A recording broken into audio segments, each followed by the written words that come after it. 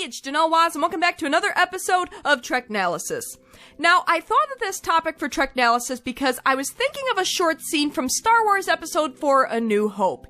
Yes, I'm starting this Treknalysis video by talking about Star Wars for a moment, don't judge me. There's a very easily overlooked bit of dialogue after our heroes escape the Death Star and arrive at the Rebel base on Yavin. Now, this isn't long after Princess Leia's homeworld Alderaan was destroyed by the Death Star. Her home, her father, everything she knew, gone. But there's a small moment between her and a fellow Rebel leader after she arrives. Blink and you'll miss it. After she's greeted by the fellow Rebel who feared the worst with the destruction of Alderaan, Leia replies, "We have no time for SARS, Commander." In spite of everything that's happened, Leia delivers the Death Star plans being held in R2 and resumes her leadership position among the rebels, putting aside her personal grief to do the job that needs to be done. While we can assume that she mourned privately at some point, and I think the expanded universe gets into this a little bit more, we never see Leia mourn the loss of Alderaan. As a rebel leader, she publicly had to keep her emotions in check or possibly risk the morale of those under her command. And it got me thinking, this isn't unlike a lot of the captains in Star Trek. As leaders on their ship, we see a lot of the lead captains go through some pretty intense moments, but they maintain their composure for the sake of their crew and the ship.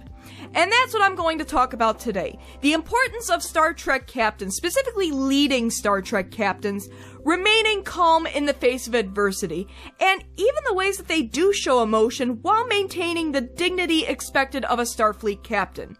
This week on Treknalysis, there's no crying in Starfleet! Except when there is. I'm in control of my emotions. But before I go any further, make sure you subscribe to my channel. I talk a lot about Star Trek, video games, and whatever else I feel like talking about. Be great to have you aboard. Now, I'm not saying I'm against characters showing emotion, even leading characters. It's one of the things that humanizes them and makes them relatable.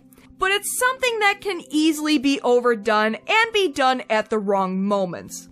Showing an excess of emotion prevents the audience from taking characters seriously. Sometimes that's done to prove a point, maybe it's something the character has to overcome, but for the most part with lead characters, the audience can't take them seriously if they're breaking down crying all the time. You just want to shout at the TV or movie screen, "Pull yourself together already!" You've got to hear me! The same applies to captains in the Star Trek universe. Maintaining composure is important both in the context of the universe the show takes place in, as well as to the audience. From a practical standpoint, how a captain reacts to a situation directly affects the morale of the crew. The crew needs to know that the captain's going to have a clear head to make the right decisions so they can do their job properly without worrying that they're going to die in the next minute. Or at least, no more than usual. It really is a matter of life or death.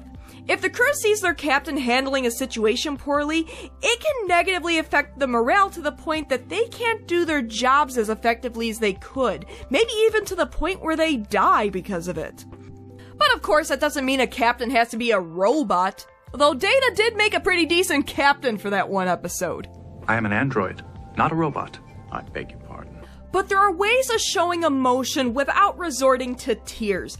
Sometimes it's those quiet, subtle moments that leave an impression on the audience, and they just work better for the character than a more outwardly emotional scene would. There's a scene in the Voyager episode Tuvix where Kes asks Captain Janeway for advice about Tuvix, and Janeway maintains her dignity as a captain, holding it together while letting out little hints of deep feeling. Both she and Kes lost people close to them. Kes lost Neelix, her boyfriend, and Janeway lost Tuvok, her close friend. Without crying, Janeway exhibits sadness in her voice when she talks about reading Tuvok's old letters. I hear his voice when I read the words. It's very subtle, but you can tell she's really feeling the loss of her friend. A few moments later, Kes talks about how she's not ready to give up on Neelix, and the conversation shifts to everyone's loss of their loved ones as a result of being stranded in the Delta Quadrant. Janeway's voice cracks a couple of times as she's talking about her fiancé Mark. I know that someday I may have to accept that he's not part of my life anymore. Without shedding a tear, the audience is aware of Janeway's sorrow, both at losing her friend Tuvok as well as losing Mark. But she's still the stalwart leader that she is, as well as a mother to her crew. There's a strength within her, but it's not without deep feeling. Another really good scene along similar lines, though perhaps not as subtle, is Captain Kirk during Spock's funeral in Star Trek II. Kirk just watched his best friend die saving the Enterprise, and he's crushed by it. Nevertheless, he pulls it together to give the eulogy at Spock's funeral, and he maintains his professionalism during the eulogy, not faltering in his tone until this moment. Of all the souls I have encountered in my travels, his was the most human. Kirk is on the verge of breaking down, but he finishes the eulogy as the captain of the Enterprise, the Rock of Gibraltar the crew looks to. It's that brief moment where Kirk is nearly consumed by grief that both shows that he's human and grieving for his friend, while still being the unflappable captain of the Enterprise the crew has come to depend on. Spock would be proud of you, Captain. I have been, and always shall be, your friend. All that being said, there's still a time and a place for the more expressive, outwardly emotional scenes. Heck, those scenes are that much more impactful if it's coming from a character who's normally under control. Take this scene in the Next Gen episode Family. Throughout the show, Captain Picard is a stoic character, and for most of this episode, he goes out of his way to maintain his stoicism despite suffering from the trauma inflicted on him by the Borg and the guilt he's carrying. You can tell he's struggling with it, but it's all done subtly. His mind wanders off during conversations, he's pensive, he refuses attention, well, more so than usual. Really? Quite dull. He's still got the Picard stoicism, but you can tell he's got a lot on his mind.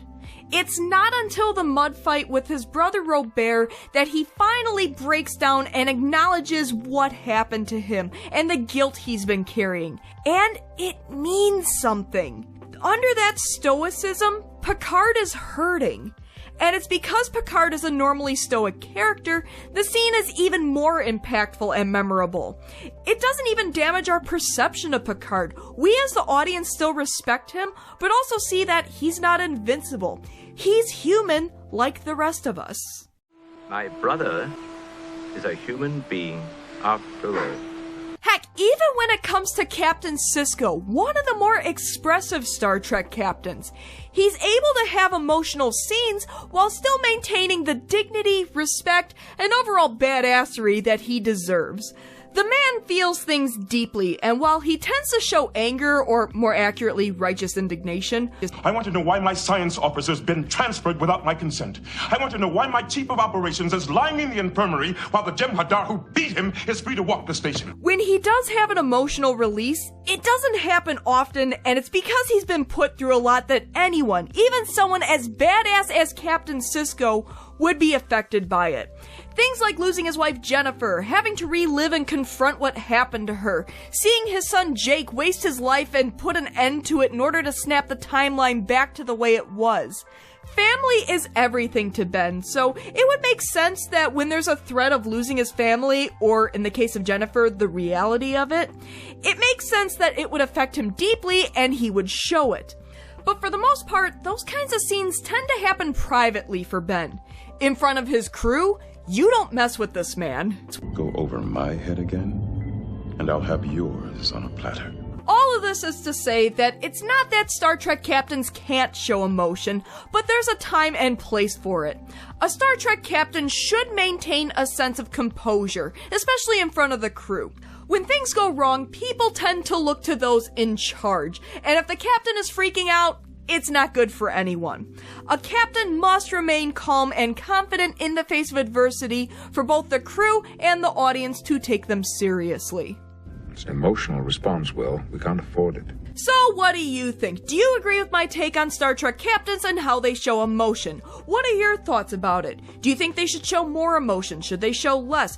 Where does the balance lie? And what are some of your favorite emotional Star Trek moments? Be they quiet moments or more outward? Please, leave comments below and discuss. As always, thanks for tuning in to another episode of Treknalysis. If you like what you see, why not give my video a like and subscribe to my channel? Tell your friends! Until next time... Ah, yes. One of your Earth emotions.